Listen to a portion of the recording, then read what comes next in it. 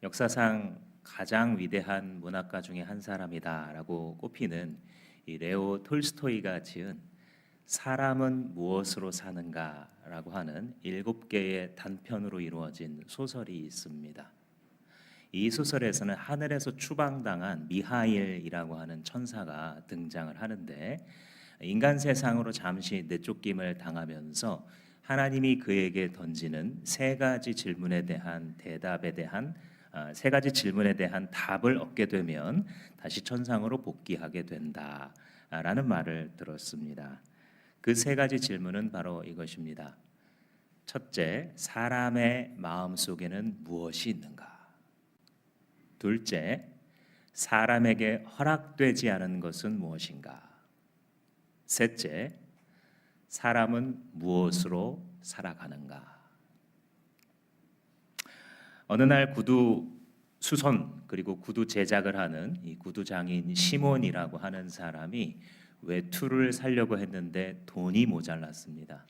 그래서 가난한 자기의 현실에 절망을 하면서 교회 앞을 걷고 있다가 그 자리에 옷도 입지 못하고 벌거벗은 채로 웅크리고 있는 소년이 된 한때 천사였던 미하일을 발견하게 됩니다. 그를 보고서 불쌍한 생각이 듭니다. 그를 도와줘야지라는 말을 시작할 때 옆에 있던 시몬의 아내였던 이 마트리오나는 반대하고 처음에는 불평했습니다만, 그러나 결국은 남편의 뜻에 따라 동의했고 이 미하일을 거두어서 입히고 먹이며 함께 살게 됩니다. 이제 이 미하일은 시몬의 조수가 되어서 그 구두방에서 함께 일하면서 어느 날 미소를 짓게 됩니다. 첫 번째 하나님의 질문에 대한 답을 찾았기 때문이었습니다. 사람의 마음 속에는 무엇이 있는가? 사람의 마음 속에는 자기도 가난하면서 남을 불쌍히 여기는 사랑이 있구나. 사람의 마음 속에는 정말 사랑이 자리 잡고 있죠. 특히 진짜 사랑에 대한 갈구가 우리의 영혼 깊이 자리 잡고 있는 것 같습니다. 아기는 사랑이 아니면 제대로 자라날 수 없고, 젊은이는 사랑을 찾아서 헤맵니다. 나이 든 이는 사랑에 외롭습니다. 가수들이 부르는 노래의 압도적인 수는 사랑에 대하여, 그리고 사랑을 잃어버림에 대하여 노래하고 있습니다. 이 세상에 사랑받고 싶지 않은 사람은 아무도 없는 것이죠. 그런데 생각보다 우리는 사랑이 무엇인지에 대해서 잘 모릅니다. 제대로 학교에서 배워본 적도 없습니다. 그래서 그냥 우리의 인생의 경험 속에서 세상에서 흔히 발견되는 사랑을 사랑이다라고 부르는데, 사실 그런 사랑은 조건 사랑입니다. 네가 공부를 잘한다면 나는 너를 사랑할 거야. 당신이 아침밥을 잘 차려준다면 나는 당신을 사랑할 거야. 당신이 연봉을 넉넉하게 받아온다면 나는 당신을 사랑할 거야. 우리가 경험하는 흔한 사랑이 전부 이렇습니다. 당신이 뭐뭐 한다면 나는 당신을 사랑하고 존중하고 예뻐하고 귀중하다고 해주겠다. 즉, 특정 조건에 부합한다면 당신을 사랑하겠다. 사람들은 이런 사랑이 자기를 결코 만족시킬 수 없다라는 것을 잘 모른 채로 이 세상을 살아가고 있습니다. 성경에 보면 암논 왕자라고 하는 사람이 등장합니다. 좋은 집에서 태어난 왕자입니다. 근데 이 사람이 자기의 이복 여동생인 다말을 연모하게 됩니다. 한눈에 반하는 거죠. 그래서 시름시름 앓을 때까지 눈앞에 두고 상사병을 앓습니다. 이것을 옆에서 본 사촌형, 계략이 많은 그의 사촌형이 네가 과연 이 나라의 왕자란 말이냐, 여자 하나 가지고 하고 계략을 알려주었고, 이 암논은 그 계략대로 실행을 합니다. 꾀병을 부리고 누워 있어서 아버지가 왜 그러느냐 했더니 저 여동생 손으로 간호를 들게 하면 제가 낫겠습니다라고 대답을 해서 1대1의 만남을 유도합니다. 다른 모든 사람이 없을 때, 둘이만 있을 때 암논은 본색을 드러내고 다말의 옷을 붙잡으면서 말합니다. 동침하자. 다말은 깜짝 놀라면서 오빠, 이렇게 하시면 안 됩니다. 우리나라 이스라엘에 이런 일은 없습니다 라고 말했지만, 이 암논은 강제하면서 결국 자기의 여동생을 범하고 맙니다. 그런데 그리고 나서 암논은 다말을 미워하기 시작합니다. 묘하지요? 한때 사랑했던 사람을 정복하고 나면 이제 그에게 미움과 혐오가 찾아왔던 것입니다. 이러한 사랑은 너무 이기적이어서 금방 변하고, 심지어 사랑했던 깊이만큼 그 사람을 미워하는 일이 허다합니다. 이러한 사랑은 고귀한 사랑이 아니고, 이러한 사랑은 싸구려 사랑입니다. 이러한 사랑은 상대의 인격을 사랑한 것이 아니라 내가 상대방을 상상하며 그린 환상을 사랑한 것입니다. 그래서 그 환상이 깨질 때가 되면 내가 사랑이라고 생각했던 그것이 권태와 혐오와 증오로 바뀌는 것입니다. 때로는 인간의 사랑 중에서 가장 고귀하다 할 수 있는 부모의 사랑도 이런 사랑에 불과할 수가 있습니다. 몇 년 전에 한 엄마가 인터넷에 올린 글을 제가 읽은 적이 있는데, 딸이 태어났는데 어려서부터 말도 잘하고 글도 금방 깨치고 숫자도 계산이 빠른 겁니다. 욕심이 났습니다. 4살 때부터 공부를 시켰습니다. 15년간 쉬지 않고 공부로 몰아붙였습니다. 심한 말도 많이 했습니다. 왜냐하면 이것이 자기 딸의 잠재력을 꺼내어주고 그의 안에 있는 거인을 깨우는 방법이다라고 생각했기 때문이었습니다.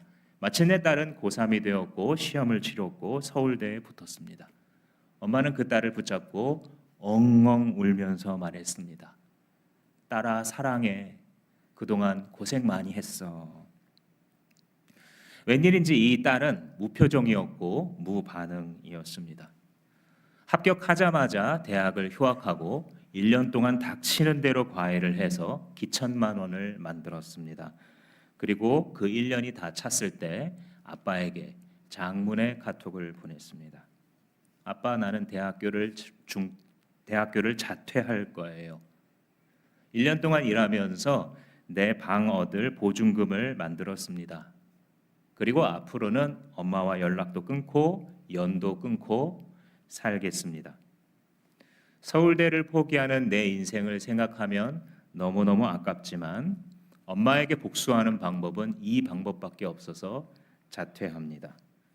서울대 붙으니까 사랑한다라고 말하는 엄마가 싫어요.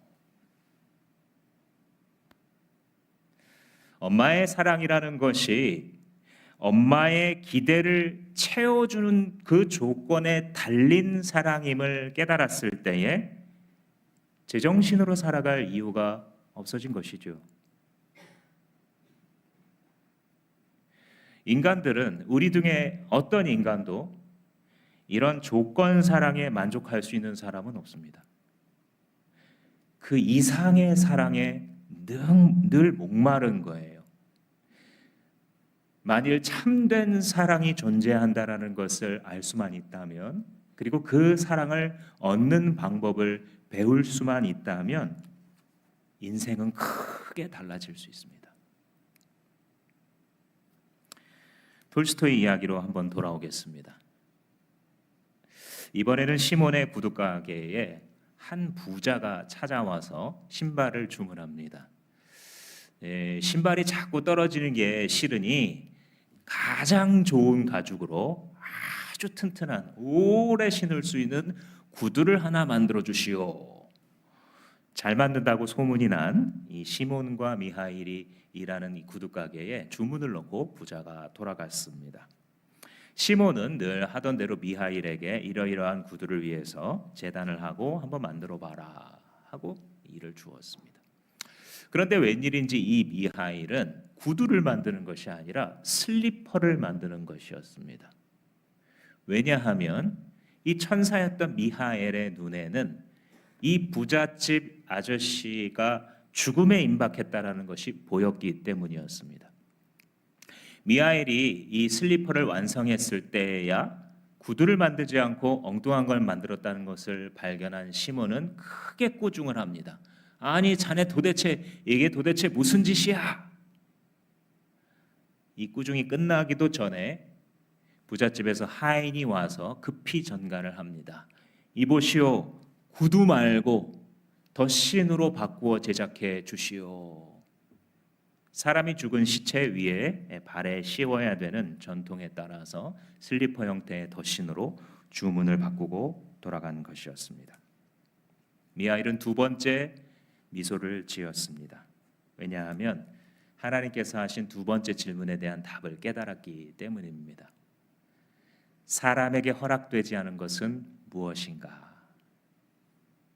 그것은 사람이 자기에게 진정 필요한 것이 무엇인지 그리고 자기의 미래가 어떻게 될 것인지 아는 것을 허락받지 못했다라는 답이었습니다. 참으로 우리도 그렇죠. 내일 일을 모릅니다. 내년을 모르고요. 당장 몇 년 뒤에 우리의 인생이 어떻게 될지 알지 못합니다. 나한테 정말 필요로 하는 것, 내 영혼이 필요로 하는 것을 잘 모르면서도 그 모르는 그것을 위해서 그렇게 바라고 추구하면서 달려가죠. 그래서 뭔가 하나를 성취한 것 같으면 또 그렇게 기고만장하고 못 얻은 것 같으면 또 그렇게 삶이 무너진 것처럼 쪼그라들며 살지요.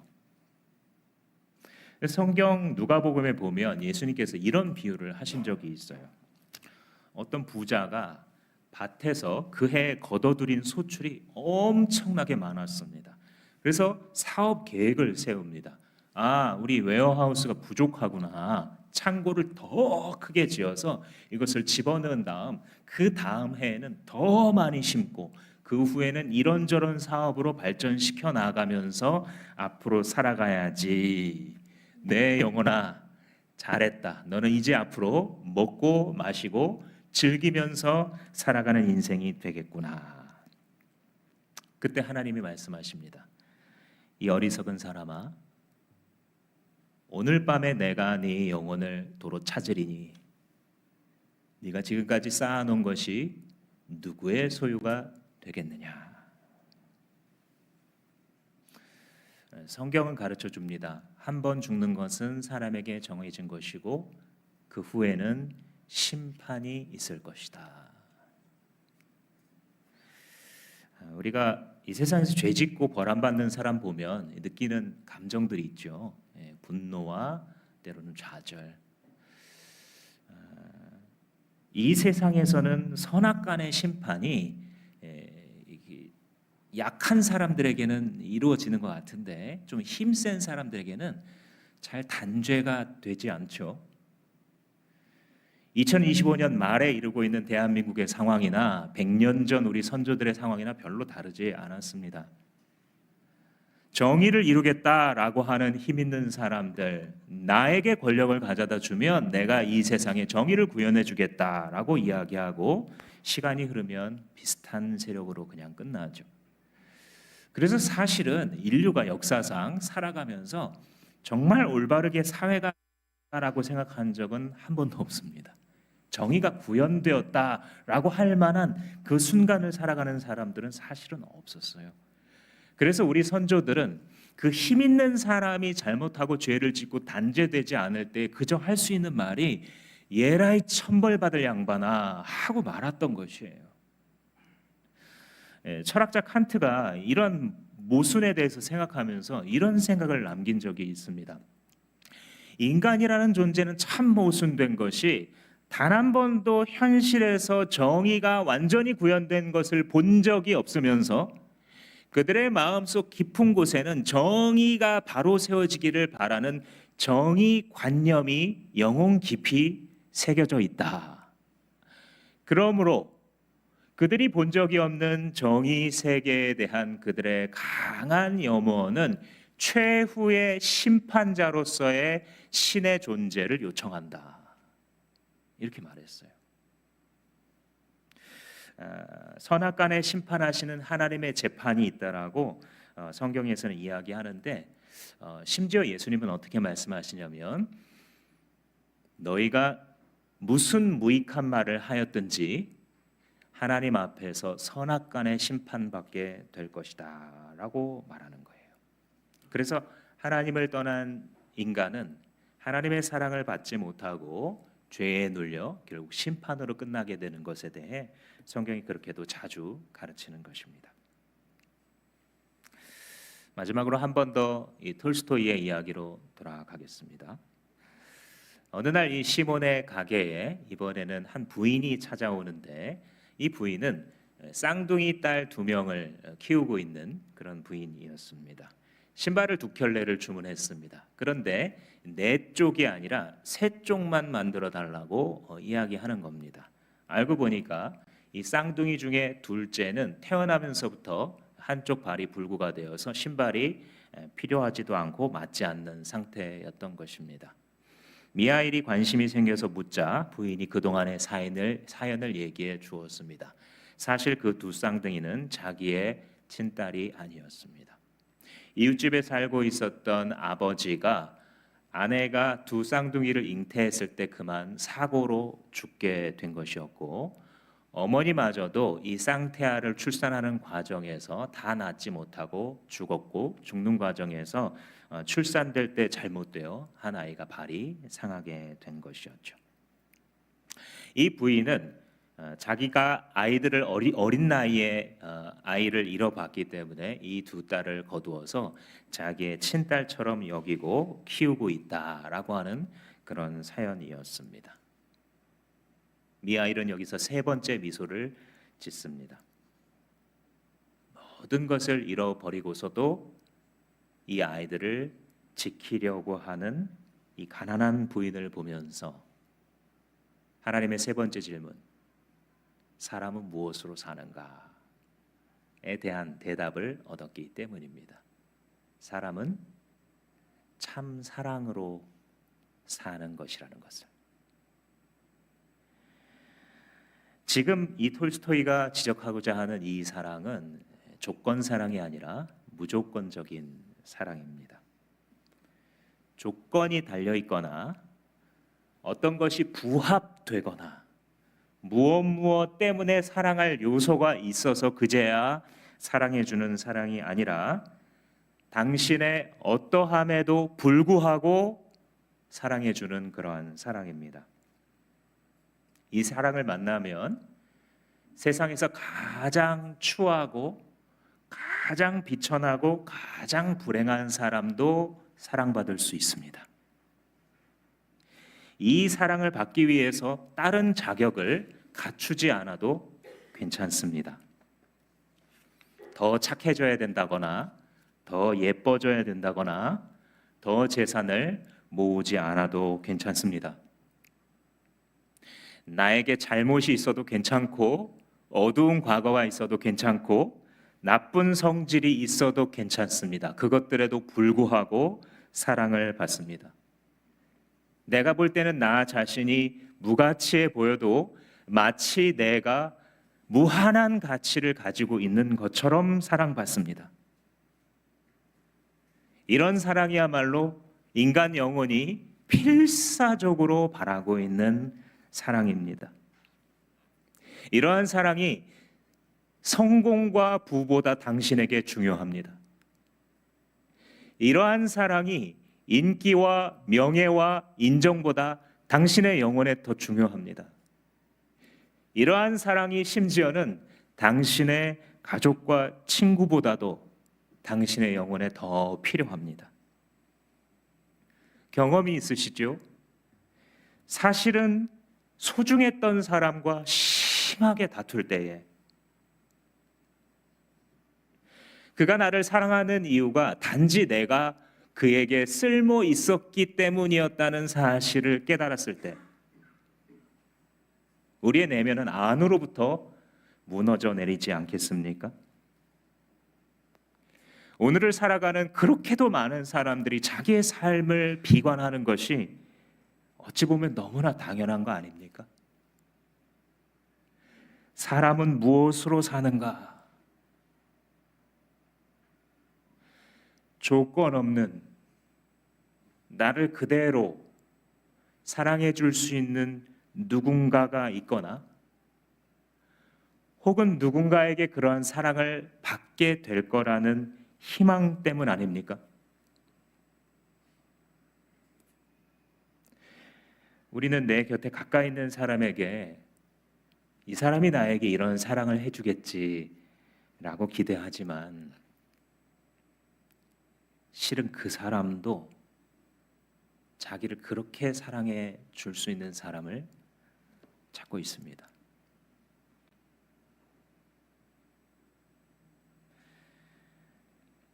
사람은 예수 그리스도 안에서 처음으로 그러한 사랑을 누리게 된다라는 것이 성경이 우리에게 가르쳐주는 놀라운 소식입니다.